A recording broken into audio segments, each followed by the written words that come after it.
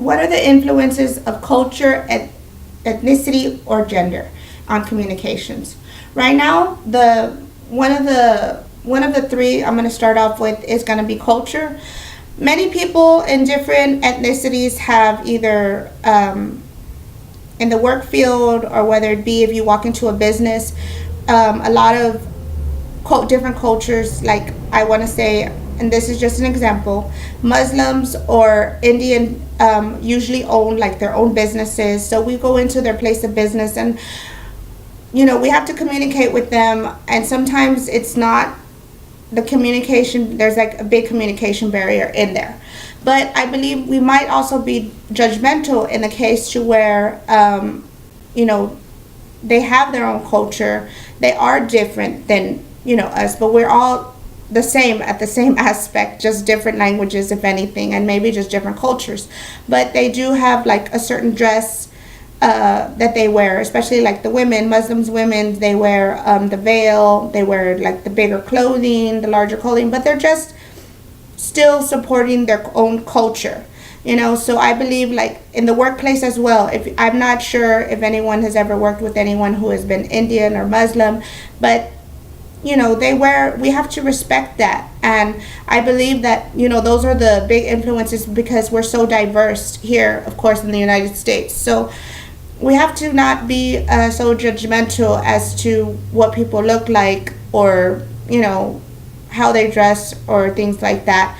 And that, I guess, couldn't tie into race as well.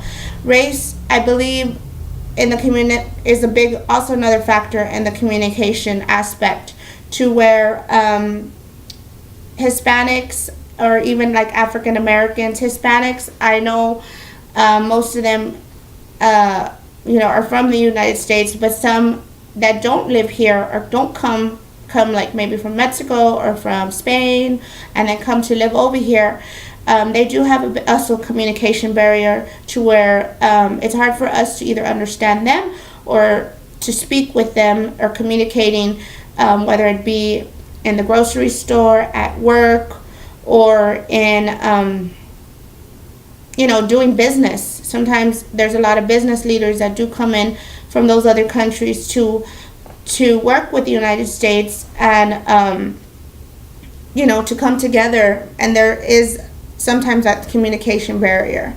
Gender, I believe, also ties, because right now women are becoming business leaders, they're becoming CEOs, they're becoming higher up in the chain of management, and there's still that where we go back to maybe, I don't know how long ago it was, but maybe like in the, let's just say the 60s, where it was only the men having let's just say lead anchors. It was only the men doing CEOs of big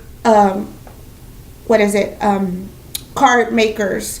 There was only men in engineering. There was only men in architectural. So I believe women coming up in those businesses and having to communicate with, maybe let's just say a conference room full of 10 men and there's only one woman, it's probably harder to understand and get that aspect of, to listen to what she has to say. But she has the same degree, she has the same voice as anyone else. So I believe, it's coming up, and this ties with everything, culture, race, and gender in communication. It's opening up our eyes to have a more, like I said, a diverse aspect to what is going on now in society or the world today.